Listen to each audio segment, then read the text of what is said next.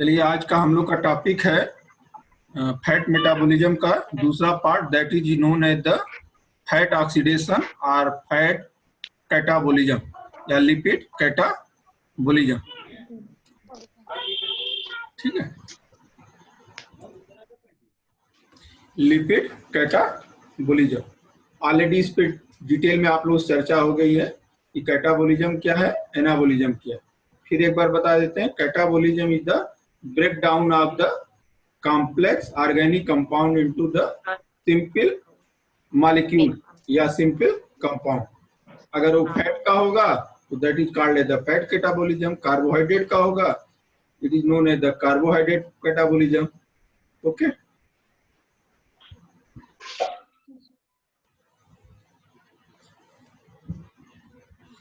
जब हम energy obtain करते हैं थ्रू द लिपिड कैटाबॉलिज्म या लिपिड के ब्रेकडाउन से, तो now it is known as the lipogenesis. उसको क्या बोलते हैं हम? That is known as the lipogenesis. ठीक है, अगर हम फैट से एनर्जी ऑब्टेन करते हैं by the catabolic process, now it is known as the lipogenesis. Lipogenesis होता कैसे है?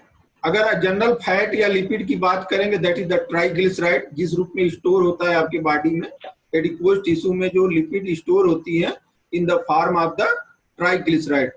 Triglyceride is made up of the glycerol and 3 fatty acid, 1 molecule of glycerol and 3 fatty acid, just like that. देख रहे हैं, ये glycerol है और ये क्या है? Fatty acid, that is the RCOOH, CH2OH, CHOH, CH3OH, this is the glycerol. इसी के कंडेंसेशन से क्या बनता है? Triglyceride, that is known as the lipid और फैट। इसी को क्या कहते हैं? लिपिड और फैट। जो R है दैट इज द हाइड्रोकार्बन। अगर ये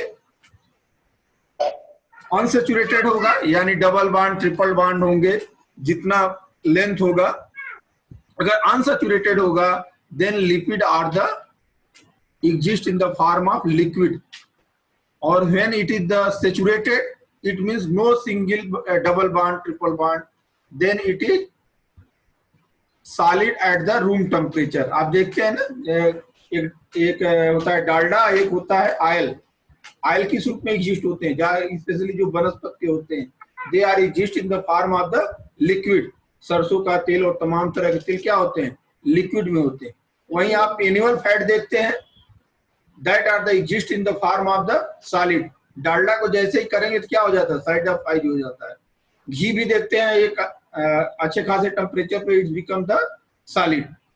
ठीक है, तो जो सॉलिड होते हैं उनको क्या कहेंगे? Solid fat. और जो लिक्विड होते हैं at the room temperature, that are the liquid या ऑयल। ओके, और ये डिपेंड करता है कि जो उसमें हाइड्रोकार्बन है फैटी एसिड में, वो किस तरह का है, वो किस तरह का है। If hydrocarbon of the fatty acid is the unsaturated और द सैचुरेटेड। अनसैचुरेटेड का मतलब presence of the double triple bond. Okay, और if the saturated it means no double bond no triple bond. Okay, कैसे lipolysis होगा, कैसे break down करेगा? Triglyceride in presence of the water with help of enzyme lipase, with help of the enzyme lipase, it is the breakdown into the glycerol and 3 molecule of the fatty acid, 3 molecule of the fatty acid। एक एक बार करके एक एक fatty acid निकलेगा। पहले एक निकलेगा, now known as the diglyceride, फिर 2 जब निकल जाएंगे now it is known as the monoglyceride, और सारे फैटी एसिड निकल जाएंगे then it is known as the glycerol and fatty acid. Okay, at the end of the process क्या मिलेगा हमको? एक ट्राइग्लिसराइड से 3 molecule fatty acid and 1 molecule of the glycerol. Okay,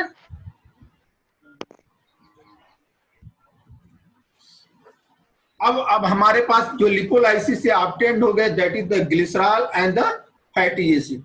अब सबसे पहले हम देखेंगे ग्लिसरॉल कैसे ब्रेक डाउन करता है सिंपल में, फिर देखेंगे हम फैटी एसिड कैसे ब्रेक डाउन करता है। सबसे पहले देख लेते हैं ग्लिसरॉल।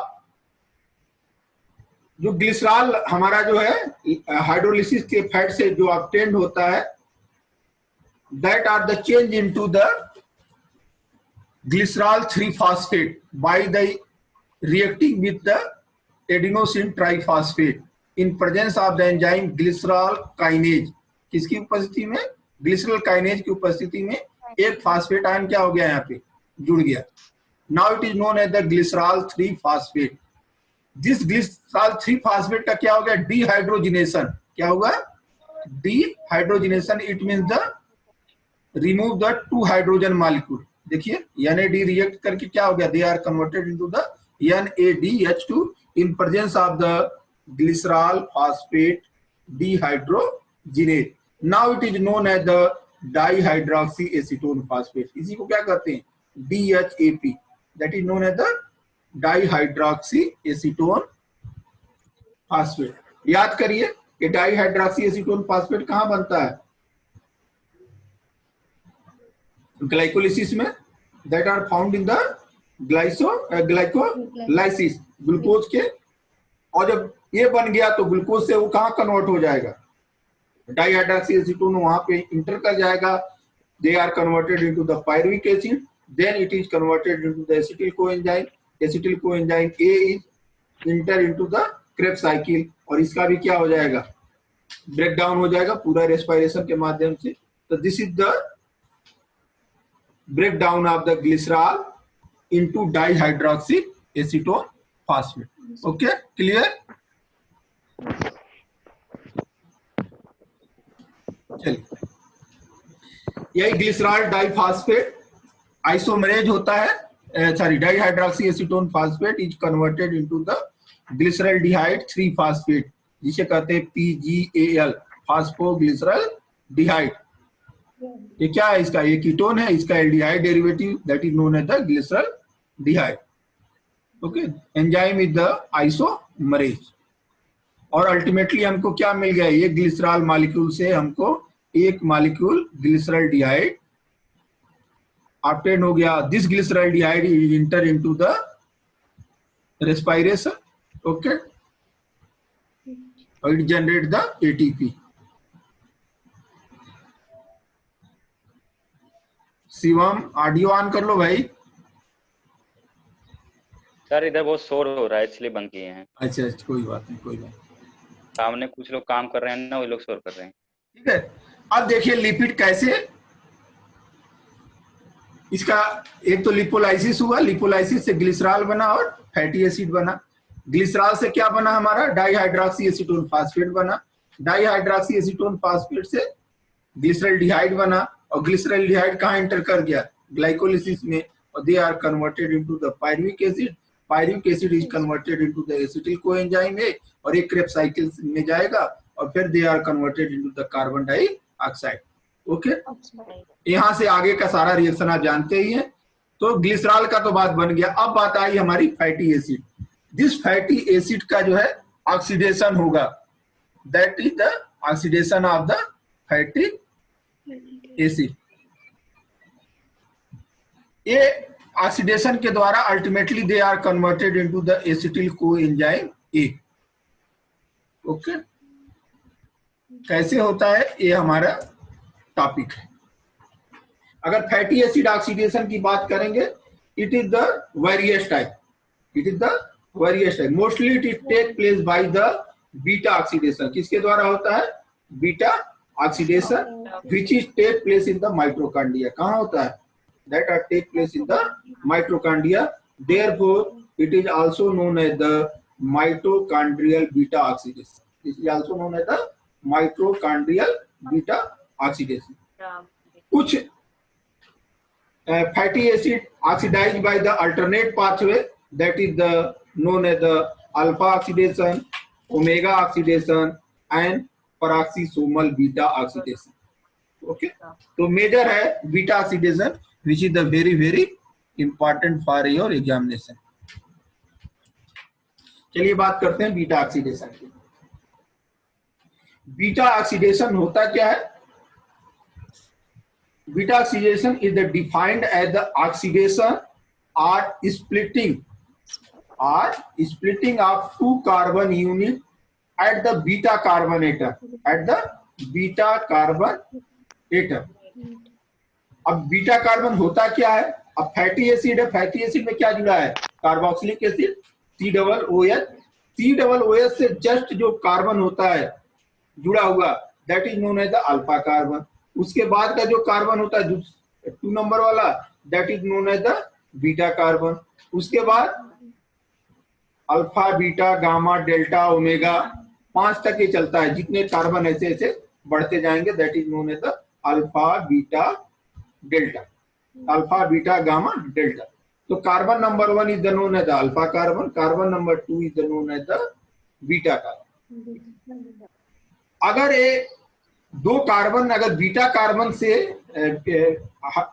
रिमूव कर दिए जाते हैं, that is known as the beta oxidation in the form of acetyl coenzyme, in form of the acetyl coenzyme. Okay, beta oxidation it take place inside the mitochondria. पूरा ये प्रोसेस कहाँ होता है? In the mitochondria. And beta oxidation almost found in the all tissue of your body, चाहे वो plant हो चाहे वो हर टिश्यू में होता है, एक्सेप्ट इरिथ्रोसाइट. इरिथ्रोसाइट मतलब RBC, red blood cell, and adrenal medulla, that is the part of your kidney.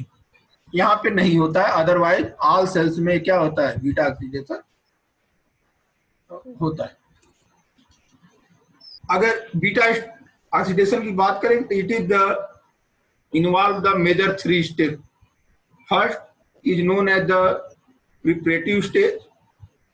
Second is known as the transport of fatty acid coenzyme through carnitine shuttle, ठीक है, and beta oxidation proper. Three major step है. First is the known as the preparative stage. Preparative stage में होता क्या है? Activation of the fatty acid, that it take place in the cytoplasm. देखो जो lipolysis होता है, that are take place in the cytoplasm. It means that fatty acid are the present in the cytosol. और इसका oxidation कहाँ होगा? It will take place in the inside the mitochondria. और आपको पहले ही बता दिए थे कि माइटोकॉन्ड्रिया की membrane is the impermeable for the any type of the coenzyme ए. वो चाहे वो एसिटिल कोएंजाइम ए हो या फैटी एसिड कोएंजाइम हो, सबके लिए क्या होती है? That are the impermeable, permeable नहीं है. तो उसको साइटोप्लाज्म से फैटी एसिड कोएंजाइम ए को क्या करना? माइटोकॉन्ड्रिया में ले जाएंगे, तब तो ऑक्सीडेशन करेंगे. तो that is take place by the a alternate pathway, that is known as the carnitine shuttle. That is known as the carnitine shuttle. और finally beta oxidation proper which it take place inside the mitochondrial matrix. Okay, चलिए और सबसे पहले देखते हैं that is the first stage, that is the known as the activation of fatty acid. Okay, जो हमारा lipolysis से जो फैटी एसिड बना, सबसे पहले क्या होता है? इसको एक्टिवेट किया जाता है by the reacting with the ATP, adenosine triphosphate से रिएक्ट करके they are converted into the fatty acid coenzyme A, change into the fatty acyl coenzyme A. This reaction is catalyzed by the enzyme acyl coenzyme A synthetase or thiokinase. That is known as the thiokinase या acetyl coenzyme synthetase. देखिए reaction एक step में नहीं होता, that are take place in the 2 step. First दिख रहा है आप लोग को? This is the fatty acid. This is the fatty acid. देखिए this carbon is known as the alpha carbon and this carbon is known as the beta carbon. Okay, और this is the COOH और this is the R जो बचे हुए hydrocarbon है fatty acid. It is first react with the adenosine triphosphate. ठीक है, तो that is now it is known as the acyl adenylate. This is known as the acyl adenylate. It is this reaction is the catalyzed by the thiokinase. It is the catalyzed by the thiokinases. This acyl adenylate is further react with the coenzyme A. किससे react किया? HSCOA, that is the coenzyme A. Now it is converted into the acyl coenzyme A. Okay, so this is the thiokinase, synthetase, acyl synthetase. This enzyme is known as the acyl synthetase या fatty acyl synthetase. तो जो हमारा बन गया that is the, केवल क्या हुआ, एक OH ग्रुप की जगह हम कोएंजाइम ए को ऐड कर दिए. अब हमारा activation of the fatty acyl into acyl coenzyme A is the completed. ये कंप्लीट हो गया फर्स्ट स्टेज.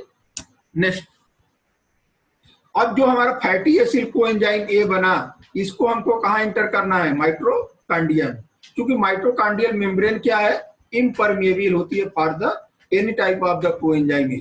किसी तरह की कोएंजाइम ए के लिए इम्परमिएबल होती है. That are the enter through the specific carrier. Specific carrier या ट्रांसपोर्टर कह सकते हैं.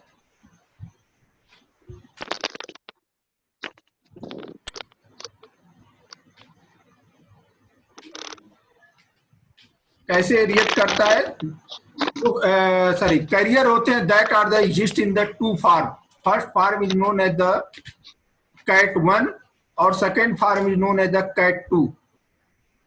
कैट का मीन्स होता है carnitine acyl transferase 1 and carnitine acyl transferase 2. CAT means बिल्ली नहीं है यहाँ. This is the carnitine acyl transferase 1 and carnitine acyl transferase 2. चलिए इसको दिखाते हैं कैसे होता है. पिक्चर में देखें, ज्यादा क्लियर होगा. Suppose that this is the cytoplasm, okay, और this is the matrix of the mitochondria, और this is the membrane. This is the mitochondrial membrane. This is the outer membrane, this is the inner membrane. अब देखिए firstly क्या होता है, जो acyl coenzyme ये है, they are react with the carnitine. They are react with the carnitine और they are converted into the acyl carnitine. Coenzyme ये क्या हो गया? सेपरेट हो गया. This acyl carnitine is attach with the CAT 1. Attach with the CAT 1. जो हमने एक ट्रांसपोर्टर बताया ना, this is the CAT 1, this is the CAT 2. अब ये कैट 1 के साथ क्या हो गया? अब ये इसके थ्रू कहां हो गया? इंटर कर जाएगा. इंटर करते ही क्या करता है? Acyl carnitine is further react with the CAT 2. CAT 2 carnitine acyl transferase 2. It is further converted into the carnitine and react with the coenzyme A. They are converted into the fatty acyl coenzyme A. यहां से चला और यहां पहुंच गया फिर उसी farm में. लेकिन इसके बीच में ऐसा नहीं डायरेक्ट चला गया. ये किसके थ्रू गया? Through the shuttle, through the carnitine या ट्रांसपोर्टर के हेल्प से अंदर इंटर कर गया. Otherwise enter direct acyl coenzyme A के रूप में इंटर नहीं कर सकता है. तो that is take place through the two transporter that is known as the CAT 1, CAT 2. Clear? Okay. अब एंट्री हो गई. अब एंट्री के बाद होगा third stage that is known as the beta oxidation proper. That is known as the beta oxidation proper. यहां पे अब बीटा ऑक्सीडेशन हमारा होगा. It is take place by the 4 step. First is the oxidation, second is the hydration, third is the again oxidation and fourth is the cleavage. आप another word में कह सकते हो oxidation 1, hydration, oxidation 2 and ultimately it is fourth step is known as the cleavage. कैसे होता है ये देखते हैं. चलिए ऑक्सीडेशन में क्या होता है? जो fatty acyl coenzyme A inter किया है मैट्रिक्स में, they react with the FADH2 and converted into the acyl coenzyme A with help of enzyme dehydrogenase. Okay, इसको हम लोग थोड़ा सा उस डायग्राम के फॉर्म में देखें, ज्यादा आपको समझ में आएगा।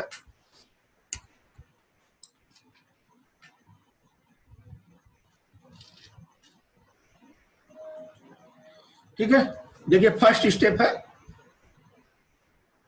यहाँ पे क्या हुआ, ऑक्सीडेशन हुआ इसका, सॉरी जो बिफोर थर्ड स्टेप के पहले जो थायोकाइनेज एसिल कोएंजाइम बना, कार्निटिन ट्रांसपोर्ट सिस्टम के द्वारा ये इंटर कर गया। ये तो ऑलरेडी हम लोग चर्चा कर चुके हैं। Next, this is the acyl coenzyme A, it react with the FAD, FAD is converted into the FADH two, dehydrogenation हो रहा है, यानी 2 हाइड्रोजन क्या होगा, रिमूव आउट हो गया। कहां से हो रहा है, एट द बीटा कार्बन। देखिए ये क्या है, अल्फा एट बीटा कार्बन, यहां से क्या हो गया, 2 हाइड्रोजन रिमूव हो गए।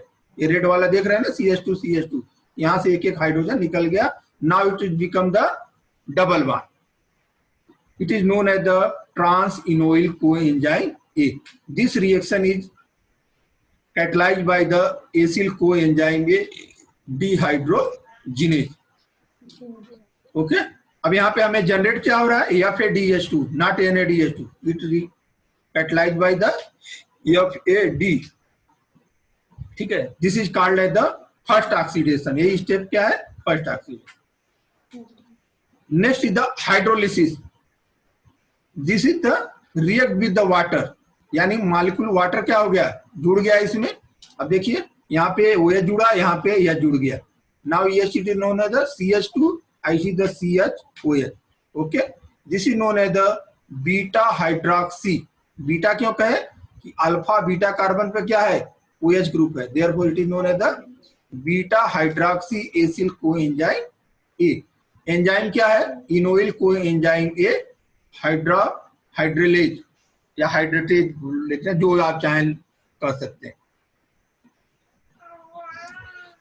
Third step, again is the oxidation two. अब यहां पे देखिए क्या हुआ, एट द बीटा कार्बन से 2 हाइड्रोजन क्या हो जाएंगे, रिमूव आउट हो जाएंगे bye the reacting with the NAD। ठीक है, तो ये रिएक्ट करने के बाद बिकम द कीटो एसिड, क्या हो गया, कीटो ग्रुप हो गया CO। Now it is known as the beta keto acyl coenzyme A। This enzyme is known as the beta hydroxy acyl coenzyme A dehydrogenase। कुछ रटने की जरूरत नहीं, जो सबस्ट्रेट है उसका नाम रखिए, जैसी प्रॉपर्टी है वो नाम डाल दीजिए, एंजाइम का नाम हो जाएगा बीटा हाइड्रोक्सी एसिल कोएंजाइम ए डिहाइड्रोजिनेज। यहाँ भी एक NADH2 बना, एक FADH2 बना, एक NADH2 बना। क्लियर। अब this is the known as the oxidation second. 3 stage हो गए। फोर्थ स्टेप में क्या होता है, this is the isolation. Isolation कैसे हो गया, अब यहां से एसिटिल कोएंजाइम ये क्या हो जाएगा, रिमूव आउट हो जाएगा in presence of the enzyme thiolase. It react with the coenzyme A HCOA, they are converted into the break down into the acetyl coenzyme A. देखिए यहां से क्या हो गया, CH3CO यहां निकल गया, और नाउ HCOA, और क्या रह गया, that is known as the acyl coenzyme A. अब 2 कार्बन कम हो गया कि नहीं कम हो गया, पहले से देखिए 2 कार्बन यहां से क्या हो गए, रिमूव हो गए। ठीक है, तो हर बार में क्या होगा, 2-2 कार्बन घटता जाएगा, और एक साइकिल तब तक चलती रहेगी जब तक अल्टीमेटली क्या हो जाए, केवल एसिल कोएंजाइम ए न बचे। हर बार क्या होगा, अभी फिर जो बना ये फिर आगे से बढ़ते हुए आएगा नीचे, फिर जो बचा, तो हर बार क्या होगा, 2-2 कार्बन क्या होंगे, बीटा कार्बन रिमूव होते रहेंगे। अब आपसे पूछे, अगर सोचिए 16 कार्बन का फैटी एसिड है तो कितनी बार साइकिल होगी, अगर 16 बार। Yes, good. क्यों, क्योंकि लास्ट स्टेप में क्या होगा, फर्दर एसिल कोएंजाइम ये बन गया तो नहीं होगा। 15 बार नहीं भाई, 2 कार्बन निकल रहे हैं, हेलो, आधा करिए, आधा से 1 कम।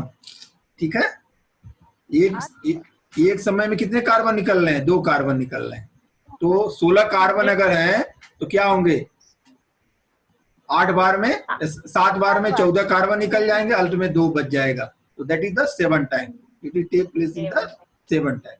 हमेशा जितने कार्बन है, number of carbon divided by 2 minus 1। आपसे अगर कभी क्वेश्चन पूछा जाए हाउ मेनी, अगर मैं पूछूं अच्छा 18 कार्बन का फैटी एसिड है, बताइए कितनी बार साइकिल होगी, तो 18 में क्या होगा, 18 बाई 2 9, और 9 माइनस 1 इक्वल टू 8। ठीक है, ये तो उनके लिए है जिनमें number of carbon is the even, जो 2 से डिवाइड हो जाते हैं, 16 हो, 18 हो, 20 हो, 22 हो। लेकिन अगर आड नंबर ऑफ कार्बन हो, आड नंबर मीन 17 हो, 19 हो, जो 2 से डिवाइड नहीं, तो अंत में क्या बचेगा, ये जो बचेगा दैट इज द 3 कार्बन वाला बच जाएगा। और ये तो एसिल कोएंजाइम ये है नहीं, तो उसके लिए थोड़ी एक अलग प्रोसेस होती है, वो आपको आगे बताएंगे।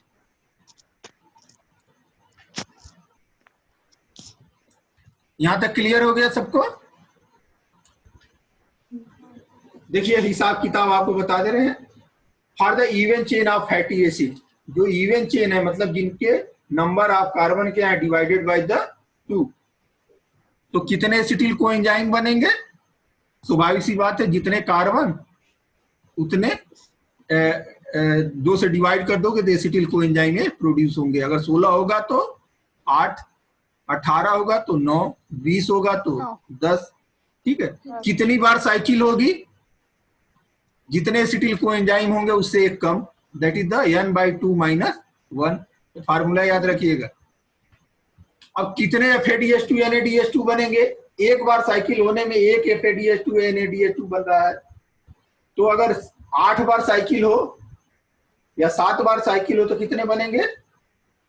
7 दूनी 14। ठीक है, जितनी बार साइकिल होगी उतने FADH2। आपको मालूम है एक FADH2 अगर इंटर करता है इलेक्ट्रॉन ट्रांसपोर्ट चेन में कितना ATP बनता है? 2।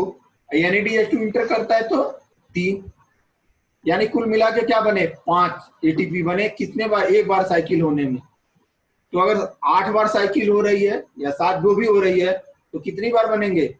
उसमें क्या कर देंगे? Multiply by the 5। ठीक है, अब देखिए एक 16 कार्बन का है जो सबसे सिंपल है, आपको बताया भी था, that is the palmitic acid. अगर पाल्मिटिक एसिड का बीटा ऑक्सीडेशन हो तो आप सोच के हमको जवाब दीजिएगा, कितने एसिटिल कोएंजाइम ये बनेंगे भाई?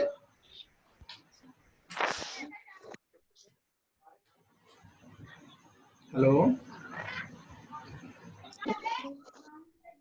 शिवम, आप लोग सुन रहे हैं? हाँ, 16 कार्बन का है पाल्मिटिक एसिड, राइट? ऊपर फार्मूला लिखा हुआ है, बताइए कितने, वो सामने लिखा भी है, कितने एसिटिल कोएंजाइम ये बनेंगे? अरे सिंपल सी बात है भाई, जितने कार्बन उतने बटे 2 8 बनेंगे। कितनी बार साइकिल होगी? 7 होंगे कुल। हाँ, क्यों? n/2 minus 1। ओके, कितने FADNADH2 बनेंगे? 7 बार साइकिल होने पे 7 FADH2 और 7 NADH2। ठीक है,